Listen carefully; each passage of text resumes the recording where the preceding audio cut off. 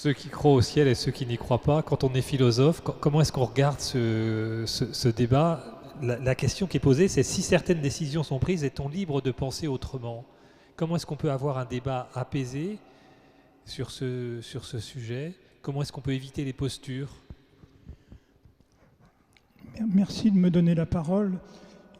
Il ne faut pas croire qu'un philosophe, parce qu'il s'exprime en dernier, a une position de surplomb, ni par rapport à la sagesse des religions, ni par rapport à l'expérience des soignants. Mais le débat apaisé, il est d'abord dans la forme. Ne nous invectivons pas, ne nous insultons pas.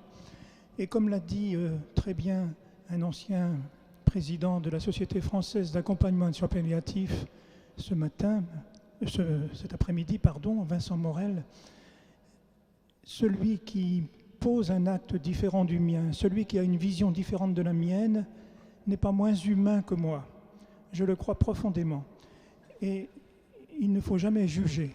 Moi qui ai rencontré plusieurs fois des médecins belges, certains étaient des euthanasieurs, d'autres refusaient énergiquement l'euthanasie. Ces derniers d'ailleurs m'avaient demandé de préfacer un livre, je me permets d'en faire la publicité, que vous trouverez à la sortie. Eh bien, dans ces deux situations, l'euthanasieur et celui qui le refuse, je vois la même humanité. En revanche, ce que je vois aussi de mon regard de philosophe qui essaie de, non pas surplomber, mais de comprendre le travail de déléguer auprès des plus vulnérables que sont les soignants dans notre société, je crois pouvoir dire qu'il y a des personnes qui sont humaines en étant, je reprends le mot de Monseigneur Dornelas, éclairées, et d'autres qui sont dans le brouillard. Honnêtement, ils sont dans le brouillard, mes amis québécois, avec lesquels je me rencontre souvent, chez qui je suis allé, quand ils disent qu'ils prodiguent un soin au moment même où ils arrêtent le soin. Mais il y a une confusion mentale extravagante. Je ne nie pas qu'ils soient sincères, je ne nie pas qu'ils cherchent à bien faire, mais enfin, ils ne voient pas clair. Vous savez, la compassion mal éclairée, pour moi, c'est pire que l'indifférence. Je cite souvent le roman La pitié dangereuse, je vous y renvoie, tout est dans le titre.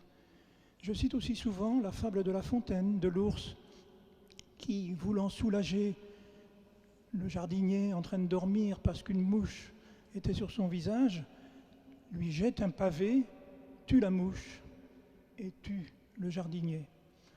Ne sommes-nous pas arrivés au point où Bernanos, dans un très beau livre antifranquiste de 1938, disait « On est en train de confondre le soulagement de la souffrance avec l'élimination du souffrant ». Vous vous rendez compte, un écrivain qui dit ça avec une prémonition extraordinaire. Les écrivains sont souvent à l'avant-garde et nous ne les entendons pas. Aujourd'hui, c'est Houellebecq. Alors, c'est pas Bernanos, ça c'est sûr. Mais Houellebecq, il a vu qu'il y avait une rupture anthropologique, une rupture civilisationnelle, quand on commence à dire si peu que ce soit, la société, je ne parle pas des individus, ta vie ne vaut plus d'être vécue et il est bien normal qu'on t'aide à disparaître puisque tu le demandes. Je trouve qu'il y a là comme une monstruosité. Est-ce qu'on l'aperçoit? Est-ce qu'on la voit? Je crois que non. Et c'est pourquoi j'insiste beaucoup, non pas sur la seule conscience, mais en effet sur l'éclairage de la conscience. Où en sommes-nous dans nos démocraties fatiguées pour trouver légitime que quelqu'un qui a demandé à s'en aller, et la plupart du temps ce n'est pas quelqu'un qui est en souffrance physique, c'est quelqu'un qui est en souffrance psychique ou existentielle, où en sommes-nous pour lui dire « mais oui, finalement, je te comprends, moi-même dans cette situation, je n'aimerais pas être là où tu es, et donc il est normal que tu disparaisses et que je t'aide à disparaître, mais c'est là qu'il y a quelque chose qui ne va pas. Je comprends très bien la détresse. Vous savez, je ne suis pas si mal placé que ça pour le voir. J'ai beau être philosophe, chaque semaine, je vais en EHPAD. J'entends ce qui se dit. Je vais mourir, vous voyez bien, ma vie ne sert à rien. Je suis inutile, je suis une charge. Allez, faut me faire une piqûre. Si vous m'aimez, faites-moi une piqûre. Mais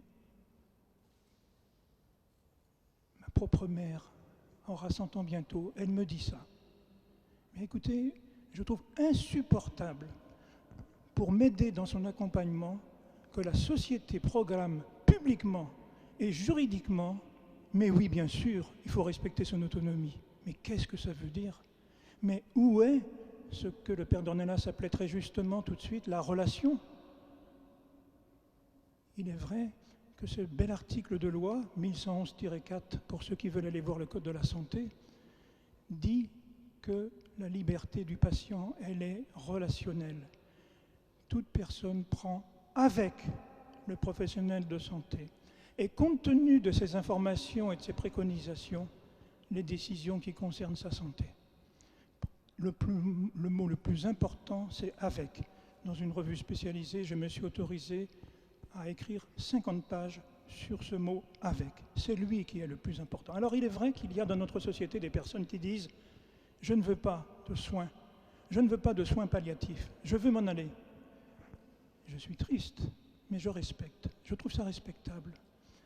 Mais au nom de quoi veulent-ils engager ce qu'ils considèrent comme une liberté, l'ensemble du corps social? C'est ça que nous ne voyons plus. C'est ça que nous ne voyons plus. Quand nous travestissons le mot de fraternité en disant « fraternellement, je te fais mourir », je vais te faire mourir avec des conditions éthiques. Mais quel simulacre!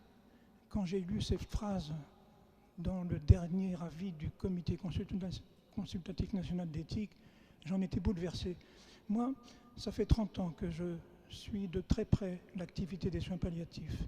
Ça fait 30 ans que je lis avec beaucoup, c'est mon métier de philosophe de lire les textes, avec beaucoup de minutie, les différentes propositions de loi qui se sont abattues sur les tribunes de l'Assemblée nationale, voire du Sénat. Ça fait 30 ans que je lis les avis du CCNE et pour la première fois, j'ai été indigné par cette formule. Oui, il y a des manières éthiques de faire mourir quelqu'un, mais je lisais le rapport du Sénat hier sur la pornographie. Alors, le Sénat dit bien qu'il n'y a pas de pornographie éthique, et il y en a qui disent qu'il y a de la pornographie éthique. Il faut donner des conditions éthiques à la diffusion de la pornographie. Mais c'est à la racine que les choses ne vont pas. Alors on rentre dans des argumentations. Eh bien, c'est mieux ceci, c'est plus grave de faire cela. Et puis, vous comprenez, dans l'époque où nous sommes, tout le monde est d'accord pour dire... Mais tout le monde est d'accord. Chaque fois, je l'ai fait bien des fois dans ma vie, et je l'ai encore fait récemment, que j'ai devant moi et avec moi un groupe de travail, 30 personnes, pas plus, des étudiants souvent, puisque je suis professeur encore quelquefois, et que je prends le temps, sans prosélytisme, de dire les choses, comme elles se présentent, quelles sont les implications, quelles sont les conséquences de cette liberté que certains revendiquent. Eh bien, alors que 95% des 30 personnes qui sont là, alors que la majorité de l'auditoire qui est là présent est évidemment, comme tout le monde, favorable à ne pas souffrir au moment de mourir ou à choisir, comme on dit si bien aujourd'hui, sa mort, ils changent d'avis. Je vous assure que c'est une expérience qui mérite d'être faite. Il faut au moins 3 heures. Ça ne peut pas se faire en quelques minutes, ça ne peut pas se faire en une émission de télévision, ça ne peut pas se faire même ce soir. Mais ça peut se faire et ça se vérifie. Alors oui, il y a quand même des gens qui résistent et qui disent « je veux mourir ».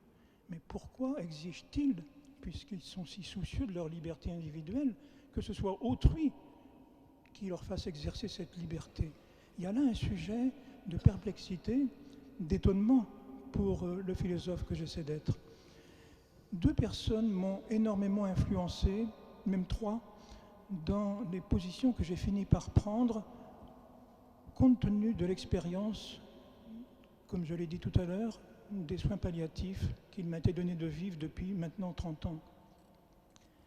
La première personne, c'est le député communiste Michel Vaxès. Il est décédé il y a quelques années. Il a fait une intervention remarquable au Parlement le jour où, pour la première fois, ce débat est venu sur la table. C'était en 2009. Et je le cite intégralement en annexe de mon dernier livre. Ce n'est pas de la publicité, mais c'est pour vous dire qu'on peut le trouver facilement, ce texte. Il a dit « Mais une civilisation qui se permettrait, si peu que ce soit, de légaliser le suicide assisté ou l'euthanasie, est une civilisation qui ne mérite pas de continuer. C'est un homme athée, de gauche. C'est pas un évêque, mais voilà ce qu'il a dit. Ça m'a beaucoup marqué. J'ai eu de longues conversations avec lui puisque j'avais eu l'honneur, citoyen, d'être auditionné à plusieurs reprises par le Parlement quand les dernières lois ont été élaborées. Je pense surtout à celle de 2005, évidemment, avec Jean Leonetti et avec Michel Vaxès, lorsqu'il s'est agi justement d'évaluer cette loi quelques années plus tard. Deuxième personnalité qui est décédée il n'y a pas longtemps et qui était une de mes relations assez proches, Axel Kahn. Vous savez, il a un peu mis en scène sa mort au printemps 2021, pardon. J'ai suivi de très près, je lui ai écrit à ce moment-là, la fin de sa vie. Il a essayé de dire, c'est pas grave, je meurs, je suis agnostique, mais ça y est, j'ai rempli ma vie et je n'ai pas... Mais il a été invité partout, à la grande librairie, etc. Personne, publiquement, n'a cité son livre qui s'intitule « L'ultime liberté », point d'interrogation, dans lequel il raconte la mort de son père qui s'est suicidé et où il explique, tout en étant très respectueux et tout en vénérant profondément son père, et où il explique « Non, celui qui se suicide n'est jamais libre ». Et moi, Axel Kahn, me disait-il, à l'époque où il était candidat aux législatives contre François Fillon, sous l'étiquette du PS, je me vois encore le rencontrer et parler avec lui de tout ça. Et moi, disait-il, si un jour je suis élu et qu'une telle loi vient à se proposer, je dirais stop, ça n'est pas possible. Voilà, deuxième personne qui m'a énormément nourri et influencé. Et la troisième personne, c'est Robert Badinter. Il a été comme moi auditionné par les parlementaires en 2008. J'ai été ému et instruit par son témoignage de grand juriste. Robert Badinter, je le cite, parce que j'ai gardé précieusement ce texte avec moi, je l'emmène souvent. « Ne l'oubliez jamais, disait-il à Jean Leonetti. À Jean Leonetti, dont il a préfacé le livre. Lui, l'homme de gauche, a préfacé le livre de Jean Leonetti, l'homme de centre-droit, pour lui dire son plein et entier accord avec la loi de 2005, qu'il ne fallait surtout pas toucher. On pouvait la préciser, comme ça a été le cas en 2016, mais surtout pas la toucher dans ses fondements anthropologiques. Voici ce que lui disait Robert Badinter. Ne l'oubliez jamais, nous sommes ici dans des cas exceptionnels. C'est un document officiel que vous trouvez sur Internet. Or, créer une législation pour des cas exceptionnels n'est pas la bonne façon de les résoudre. La façon de les résoudre, c'est de déférer ces cas à ceux qui ont le devoir d'en connaître et de voir comment faire en sorte que justice soit rendue, y compris par un acquittement qui reconnaîtra publiquement, et c'est un avantage pour le bénéficiaire, qu'il n'y a pas homicide au sens où on l'entend communément. Ce que dit Badinter ici, et je parle sous le contrôle de l'éminent juriste, le meilleur spécialiste français en bioéthique, il faut le dire, celui qui s'est exprimé ce matin, le professeur Jean-René, cet après-midi, j'y tiens à dire qu'on est le matin. Je parle sous son contrôle. Ça veut dire que si, au lieu de faire de la question singulière, comme il arrivera toujours, quelles que soient les lois d'ailleurs, d'une mort administrée en fin de vie, l'humanité est ainsi faite qu'il y aura toujours, même avec une légalisation, des euthanasies clandestines. Il y en a plus en Belgique proportionnellement qu'en France en ce moment, au demeurant. Eh bien, comme ce que veut dire Badinter ici, c'est que même si vous déplacez l'interrogation judiciaire, ça relève du juge quand il y a un problème. Ça relève du juge d'examiner les conditions. Et la plupart du temps, vous le savez bien, les juges sont cléments. Mais si on déplace la question du judiciaire au juridique, à ce moment-là, on n'est plus dans la transgression de la loi, on est dans la négation de la loi.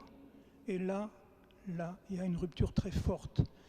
Et j'aimerais que le débat citoyen qu'on nous propose, qu'on nous promet, prenne en considération toutes ces dimensions. Bien sûr, le temps m'est compté et je ne voudrais pas empêcher le dialogue qui va s'instaurer avec nous de pouvoir dire, mais permettez-moi de terminer par simplement un témoignage personnel. Moi aussi, j'en ai des témoignages personnels. Un de mes meilleurs amis, est décédé il n'y a pas longtemps. Il était, dès sa naissance, atteint d'une maladie mortelle incurable. Incurable. On avait dit à sa maman, ne vous attachez pas à lui. Il vient de mourir. Il avait 85 ans. Son fils a dit, comme premier mot lors de la sépulture, « Mon père a été en soins palliatifs toute sa vie. » Et c'est vrai. De sa naissance à ses 85 ans, il a été en soins palliatifs. Pourquoi ? Parce qu'on n'a jamais réussi à guérir sa maladie mortelle incurable. Et il est vrai que c'était une maladie mortelle incurable. Beaucoup en mouraient. Mais il a eu 5 enfants.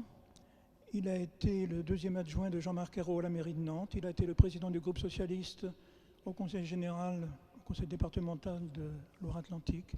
Il a été le doyen de la faculté des sciences, le vice-président d'université. Il a été le président de l'office de HLM. Bon, j'arrête. Il en a fait beaucoup plus que ce que je vous dis. Et il a été en soins palliatifs toute sa vie. Pourquoi ? Parce qu'il était victime d'une maladie qu'on ne pouvait pas guérir. Eh bien, nous savons bien qu'il y a toujours une maladie dont on ne pourra jamais guérir dans la vie. Et quand l'horizon n'est pas la guérison, ce qui est au bout du compte le lot de chacun d'entre nous, eh bien oui, nous serons contents, je pense, de pouvoir compter sur d'autres qui comptent sur nous. Je fais un jeu de mots pour terminer, il est facile. Nos jours sont comptés, nous sommes mortels, mais c'est pour ça qu'ils comptent et que nous ne devons pas les gaspiller. Merci.